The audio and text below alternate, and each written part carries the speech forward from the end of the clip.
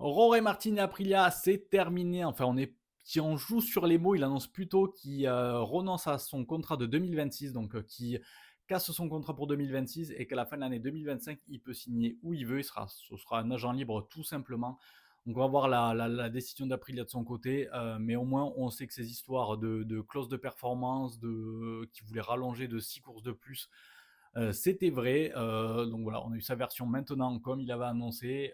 Il va partir de là. Je pense que le guidon chez Honda officiel, ça lui tend les bras très fortement parce qu'Alberto Pucci avait dit la semaine dernière qu'il ne discutait pas avec un pilote sous contrat. Ben là, potentiellement, dans très peu de temps, il sera plus sous contrat. Donc voilà, au moins, ce sera la boucle qui est bouclée totalement. On sait que là, il y avait eu des discussions avec Acosta, avec Toprak, avec Johan Zarco aussi pour le guidon chez Honda, pardon, au HRC.